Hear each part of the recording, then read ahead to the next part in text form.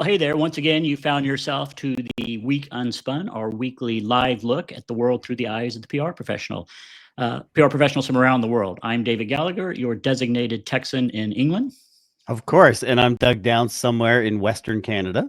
Somewhere in Western Canada. And with our friend Farzana Bajwal at a client conference today, we are saddened that we don't have her on screen, but we're delighted to have my friend and colleague, Miranda, the absolutely fabulous Miranda Mitchell. Miranda is the managing director of the Pratel agency here in London, a colleague of ours at Folgate, and an absolute star figure in the UK PR scene. So welcome, Miranda. I didn't even ask you earlier where you're dialing in today. Thank you, David. That's such a lovely introduction. I'm here in sunny London. It's actually sunny today. It was trying hard to snow this week, but today it is lovely and sunny, and I'm super excited to be on this show. I think the first time I ever met you, you told me you wanted to do a podcast, and here you are, and I've been watching along, and I think it's great. So yay, I'm finally on it. Yay. Rocking it. That's a lot of fun. I think the sun is shining just because you're here, Miranda. That's obviously the thing. Smooth. Okay, as usual, we've been looking at news stories. David was teasing me because I kept texting him, kept WhatsApping him. Hey, we should do this story. We should do this story. So we got a lot to get through. If you're watching live on LinkedIn, YouTube, X, Instagram, or if you're listening to the audio replay, it's great to have you. If you're on the live, though, get your comments in. Every time David says something that, no, that's not how it is. Get in there and get your comments and reinforce your point. Do it live and we'll call them out. So lot to get to, but I think number one is that Epstein story, David. That's you called it last week. You felt this one was going to percolate and fill the room, and it's filling the house with its aroma. Yeah, it's one of the ones I didn't want to be right about because it's such a sad story. It's a horrific story on a lot of levels, but it's inevitable, and we committed ourselves to addressing the more prominent headlines. So I just want to frame this for people who maybe mercifully aren't exposed to the details of this story. This is the Jeffrey Epstein story. He's a financier from Southern Florida, well-known accomplice, friend, perhaps business associate with Trump, at least in the far past. The story goes back 20 years. Back in 2005, authorities were alerted to alleged improprieties with girls, and sometimes the media has called them underage women. There's really no such thing. They were girls.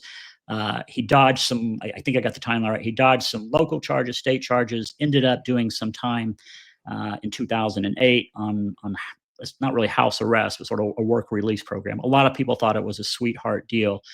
The U.S. attorney at the time was a guy named Alex Acosta, who later became Trump's Secretary of Labor. I don't know if there's any relationship there. He was released and then rearrested on federal charges, this time in 2019. This is in July, and was dead, found dead in a cell just a month later. And since then, that all hell has broken loose in terms of how this story has been presented and covered. And like it or not, it's how a lot of people see the PR world in terms of what we do to either promote these stories or protect against these stories. And I just thought it was something we should take a look at. In the more recent history, there was a pledge from the then candidate Trump in his second campaign. He said, yeah, I'll release the files. There was some pressure from victims groups and police, local police, to release the files. He said he would. Then he said he'd do it imminently. His press secretary at the time said that she had the client list on her desk and she'd be releasing them soon. There was a stunt at the Capitol where some right-wing influencers said they had the files. Turns out there weren't really any files. And then they said, we're not going to do it. There weren't any files after all. We're closing the investigation. And then really things started to pick up politically. Just this past week, the House passed a bill saying we need to release the files. The Senate passed essentially exactly the same bill with one notable exception. President Trump did sign that into action, and now it's meant to be released within 30 days. So we should, in theory, see something on the 19th of December. So I just want you guys, what's your take? What's your immediate reaction, gut reaction, and what would you be thinking, I guess, if you could put yourself in the minds of the White House press room right now? Yeah, the waffle or the flip-flop from the Trump administration has been really weird because you're right. After 4 years under Biden's leadership, the Democrats just refused to release the files. And you're right, mounting pressure. Trump ran on it saying, I'll release them. Then he didn't release them. Then we don't have to. And now, obviously, there's not just public pressure, but there's pressure within his own party to release the files. I support the release of the Epstein files, but that one no vote I thought was really interesting from Congressman Clay Higgins. He's a Republican from Louisiana. He's got a bit of a reputation as a rabble rouser, a bit of a rascal. But when you dig into his reasoning, his objections, that they're at least worth noting. And again, I support releasing the files. He feels releasing raw investigative material could unfairly drag innocent people into the frenzy that's about to come. If the process leads to loose speculation or casual mentions, and we should be careful not to condemn anyone based solely on a passing reference or the word of Jeffrey Epstein, who has zero credibility whatsoever. I've worked in broadcasting. I've lived that pressure where there's hours of airtime that have to be filled. I can already see the media starting to go through that, where they're trying to fill the airtime. Megyn Kelly had a very awkward attempt to parse the medical definition of pedophilia simply because the conversation needed to keep moving. Clinically accurate or not, the distinction doesn't change the legal reality. In American law, pedophile is not a category. Epstein was a sex offender who trafficked and exploited minors, and that core truth should anchor whatever comes next. Miranda. Wow. So, yeah, there's a lot to unpack. I think I'll just start with David. You asked, what would we be feeling if we were White House press secretary? Probably like we wished we had a different job, like horrific. I mean, I think the things that have struck me is he obviously does not want to talk about this and hasn't wanted to talk about it and didn't want to release them. And whenever he was asked, it was the usual playbook of deflection or accusing somebody else, or you want to be looking at Bill Clinton or whoever else, Reid Hoffman, or he would just either have his usual kind of roster of things he would do, point to other people. He would do a lot recently, I've noticed, with female journalists where he's just attacks them personally, from the Piggy episode. One was terrible. That's terrible. Be Quiet Piggy, through to, I think, another lady, Nancy, where he said, you're a terrible journalist and your network is terrible. And I just always find when I watch him, I am always, to use a word from Traitors in the UK, flabbergasted, because he runs to his own tune and we are constantly amazed that he gets away with it, and he does. And he's ripped up the entire playbook of how you would behave when you were a member of the public eye or professional or politics. And then he does it and we all just take it and it keeps happening. And I think with this, he doesn't answer questions that are perfectly justified for the media to ask him. His responses are crazy and brazen and show, I just don't want to deal with this. And then the yo-yo thing that you described at the start, David, has been just that, like a mess of somebody just trying to avoid something they can't avoid. And now I think the other interesting part to this is his own Republican Party members turning on him, where perhaps they would have been scared to before and thought, my God, I'm going to lose my job. But they've held the line and done it anyway, which is slightly different from the normal run of events. Yeah, 100%. I mean, for the master showman, and I know a lot of people give him credit for being this reality TV show star and kind of knowing what the sense of America is and the stories they want to tell or hear. He's lost control of this story. And I take your point, Doug. I think people will get hurt. Some of them probably innocently as a result of this. And there's no way this genie gets put back in the bottle. This will be the story of 2025, if not longer. So I just wanted to add on that for the victims thing. I do think that what they are going to release shouldn't, and they're planning not to name the victims, but I think with so much information, stuff's going to come out, which I think you were saying earlier, Doug, will create rumor mill. The media will jump on it like rabid dogs and drag it out. And people who should have been protected will get caught up in the frenzy, because this is not like anything else that's ever happened before. But it's probably the right thing, because without this, people would hide who shouldn't be hidden. That's right. Yeah. That's right. Yeah. Well, okay. Story number 2 was that Cloudflare outage. Were either of you caught in that, where the internet got wobbly or like blacked out for you earlier this week? yeah, I lost a couple sites, but I didn't even know what had happened until you told me what the story was, Doug. Yeah, So I did too. You did too? I thought at first it was like something to do with a particular server, and then I realized. Yeah. So Cloudflare, if you're catching up on this, suffered a significant 3-hour outage that caused error messages, disruptions across major platforms worldwide. There's no official estimate of how many users were impacted, at least 2 we know of. Cloudflare routes traffic for 1/5, 20% of all the websites around the world, which explains the wide-ranging impact that even briefly touched podcast delivery and airline operations. Now, the company later issued an explanation of what happened, and I think that's a salient thing. Dane Necht, their CTO, issued a message on LinkedIn, owned up to it, apologized for it, and look at the responses here. That's the point I'm trying to get across.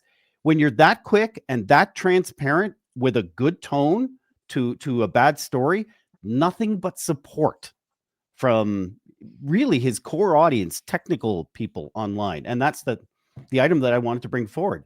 Crisis Comms 101, Miranda. Yeah, I mean, absolutely. It's just ticked all the boxes of speed, transparency, owning up, saying sorry, leaning into that first explanation. It probably got super technical and went over most people's heads, but then also the relevant stakeholders for their business, like other CTOs, would be able to understand it. And I think a really important point is, before they announced it, already the rumor mill was going, is this a cyber attack? And so what at least it did is it clarified that. So overall, great job. I completely agree. I did wonder, or still wonder, what any lawyer in the room was thinking, because there was, if they let any in, right? Yeah, I was telling you guys before the show, I was involved. Well, we've all sat through these kinds of conversations, and when somebody's had to make an apology for a mistake or an error, and I was involved with one. It was a major drug recall, pharmaceutical recall, and the CEO, I think, very similarly, made a heartfelt apology for any concern that the product and its recall might have caused. It turned out the product didn't need to be recalled later on, but he did the right thing. But the lawyers hated it every step of the way. Yeah, they want to change "we're sorry" to "we regret" every time. Yeah. Regret, meaningless word. But so it's really interesting about Cloudflare and the apology coming on LinkedIn. He must have used very masculine language because it worked. And David, that leads us to the LinkedIn story. Well, yeah, and I wasn't sure where the story was going to land when I first came across it. As you know, I host a pretty large WhatsApp chat, and on Wednesday, International Men's Day, a few comments came up about, have you heard about this post that somebody had made? Somebody else said, yeah, I saw it. The post was about LinkedIn having some sort of bias, gender bias, where male posts were getting greater engagement and boost than female posts. That was kind of the gist. I hadn't heard anything like that before, so I took a quick look, and there was quite a bit of discussion, and some rigorous review of data started to take place. And I think the explanation I heard was that there's a proxy bias. So it's not necessarily that male equals greater boost or engagement, but the language that the algorithms use has a cultural bias towards more masculine language. That was just one of, I think, 6 or 7 different metrics, which kind of made sense. It also sounded a little bit wishy-washy. I know a lot of women said actually their personal experience was very different and very real and very demonstrable. And when I mentioned this to you, Miranda, you said, yeah, 100%. That's what I'm hearing too. So maybe we should ask a woman what your experience has been. So yeah, I've got a lot of thoughts on this and information. So I'm on a couple of WhatsApp groups with women on, mainly women in marketing, and one particularly women in PR. It's called Break the Silence.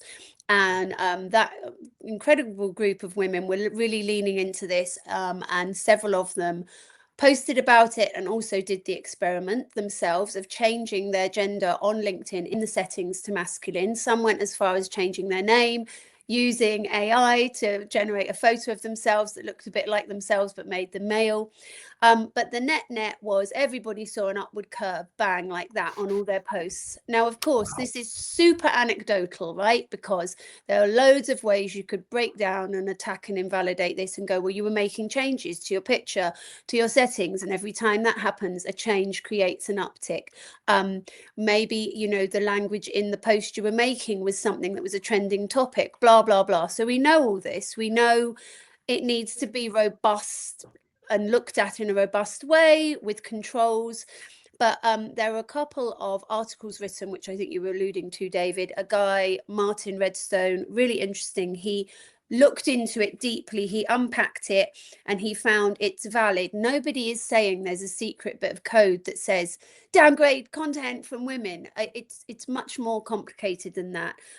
It's probably because, how would I explain it in kind of layman's terms, is that because the algorithm's learning from real life, and real life has historical, you know, prioritization of men in business. That's just a trope. You know, this is what a professional businessman looks like.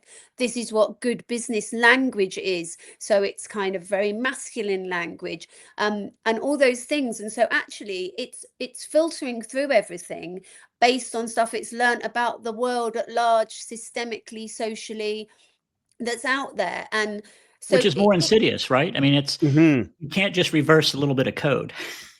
It's actually more insidious than sorry, I didn't mean to cut in. I was just no. So it's a big thing, I think, and it's a bit more complicated than like just a few people doing an experiment. And I think it will take a while to work out what's really going on, because women use the word women in their posts and use emotional language, and so it unpacks a whole world of how a voice is being pushed to the top and heard.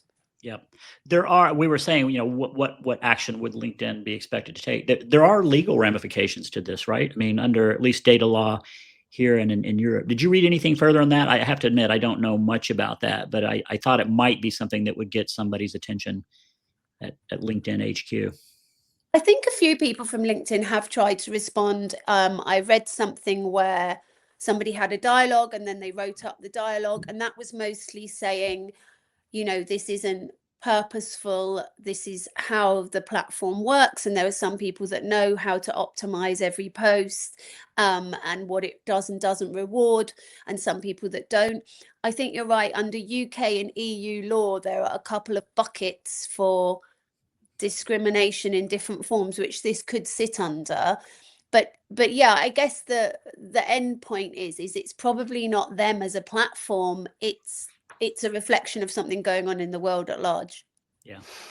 Interesting. It's for me, it's a part of this is it's men writing code, right? It comes down to it's 30 something and 40 something year old men, maybe some 20 somethings living in Northern California writing code and not aware of their own biases.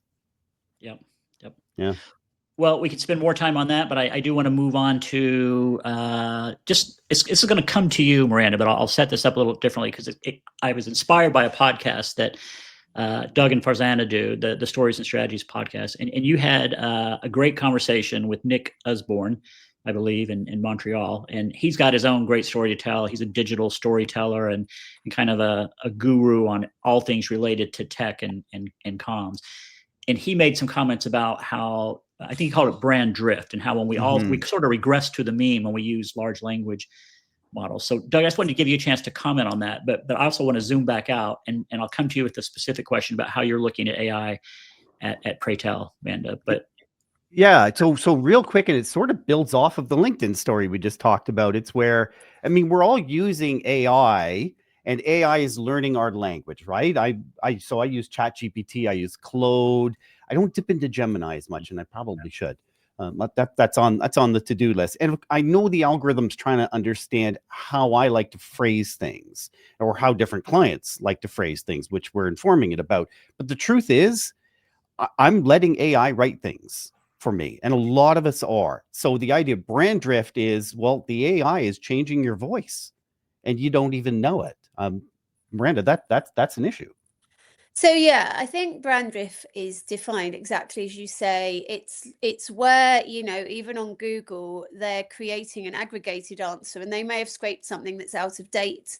It may not be direct from the brand's most recent website. It might be from just a member of the public talking about it on Reddit. So it's kind of all mashed up into this more vanilla thing, which isn't what the brand spent fortunes on crafting.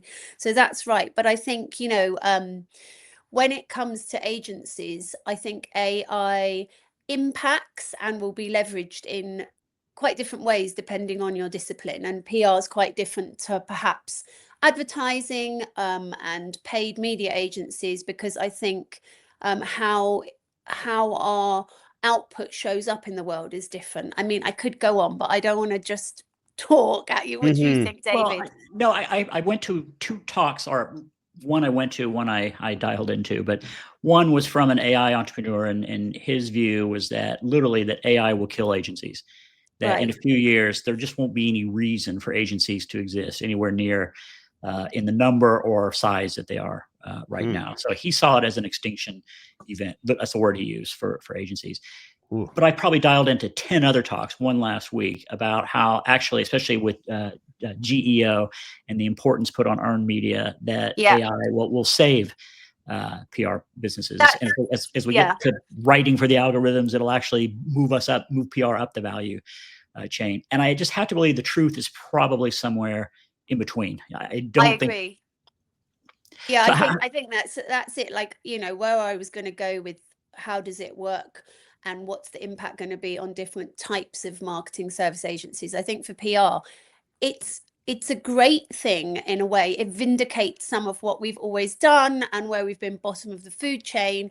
So now with Geo, you know, the LLMs, you know, look for and prioritize and value editorial and value owned over paid, and we know that now as a fact, and it's something we've all been saying, but it's really happening. And so if you want to show up in search, you need some great editorial, and I don't think, you know, that necessarily will just all be made by bots at some point, at least not for the short-term future. I think there are other nuanced things that's quite interesting. So I was talking to an amazing strategist from Pray Tell in America yesterday. He was talking me through an example whereby take a massive store, you know, like a supermarket or whatever, and you would at seasonal events be getting spikes of coverage around listicles, the kind of lists in media outlets that are like, here are the top 10 this, here are the top 10 that. And suddenly it went from getting hundreds of those kind of features the year before to getting like single digits. So they actually reached out and said to the media outlets themselves, what the hell is going on? And the explanation was because now of LLMs, because of AI search, that coverage is doing nothing for us anymore. It used to do loads for us. We'd get loads of hits, you know, we'd get loads of links. It's not doing anything for us. And we are, as a media outlet, changing the shape of the editorial we want to prioritize for our own survival, which then means PRs need to change the shape of the stories they're sending out to hit the available shapes, as well as who are the outlets that will have an impact for our brands, which means you've got to look at something with quite a lot of granular data to be effective. And I don't think that's a bad thing for us. I think it means when we go to clients, we've got something really robust to show. But I think it's super interesting and doesn't mean the death for PR in the way it might for other shaped agencies. You know, I just want one quick follow-up for you. Are your clients asking you, are they asking you to build in GEO into solutions you provide for them, or are they still kind of stuck with earlier KPIs? Some are and some aren't. And I think part of this shift will be not every brand side person that works for a brand in a department like comms or wherever it may be will be as fast as another. And so it entirely depends on what they're expecting, what their boss is asking, and their sophistication for what you do and don't do. But I think, you know, you're duty bound to at least explain to them what you think would be the best approach, which would be to consider that, of course, whether they asked or not. Yeah, Well, we just launched an experiment, and I'll let you know in February how it went.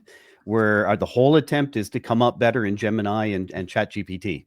And it's a dramatic change. So I got two quick stories I want to run through. Okay. Producer David O, roll the photo on the Cracker Barrel whenever you can. Want to barrel into the Cracker Barrel story. Their shareholders got together.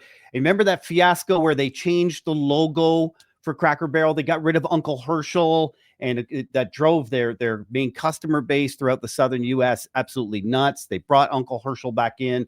Big rock to the whole brand that did not go very well.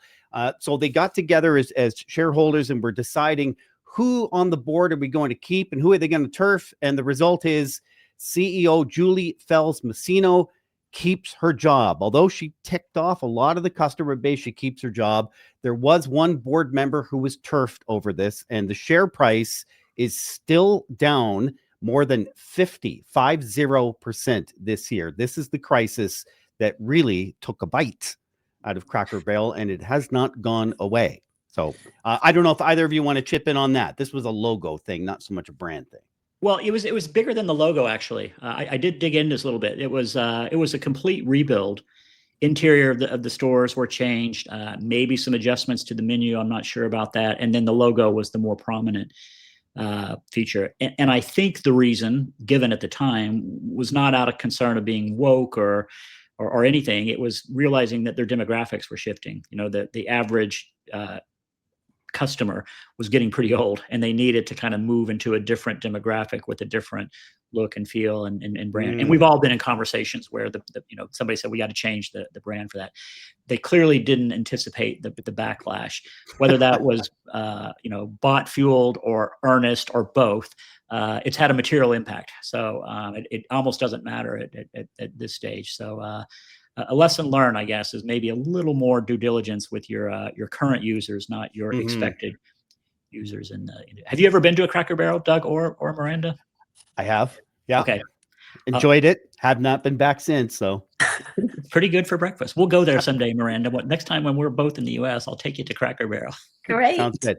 Hey, I want to show you proof of a live show and how anything can happen on a live show. This is what happened on MSNBC during one of their live shows. It's a fairly simple thing. Have a look at the video and listen in on this. Red states representing 30 senators account for about 10% of the entire population, and those 30 votes in the Senate get my them. Goodness. Son, I'm in the middle of a television show. You're the only person I would ever answer the phone for. I'm going to have to call you back. Please, Tom, continue. That's never happened before. Ever. I love that.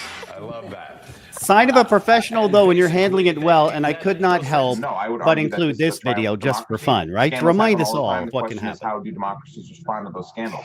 And what will it mean for the wider region? I think one of your children has just walked in. I mean, shifting sands in the region. Do you think relations with the North may change? I would be surprised if they do. Pardon me. Pardon me. My apologies.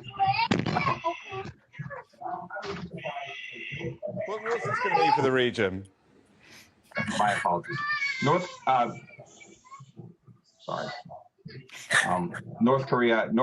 South Korea's policy choices on North Korea have been severely limited in the last 6 months to a year because of North Korea's behavior.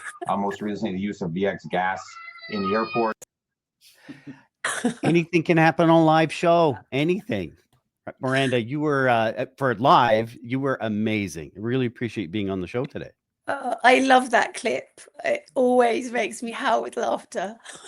I halfway expected Farzana to call one of us during the show just to see what Check your text. She might have texted. She might have tried. Really appreciate you for listening in. I want to leave you with one last quote from Nelson Mandela. If you talk to someone in a language they understand, that goes to their head. But if you talk to them in their own language, that goes to their heart. As always, thanks to superstar producers Emily Page and David Olajide. David was flying solo today. Emily wasn't with us today. Extra special guest to our guest, Miranda Mitchell. The Week Unspun is a co-production of Curzon Public Relations, Stories and Strategies podcasts, and Folgate Advisors. The shows go fast, but you can catch the recordings on David's LinkedIn channel, our YouTube channel, as well as Apple or Spotify for the audio. Actually, Spotify for the video. We start putting the video up. Thanks for listening.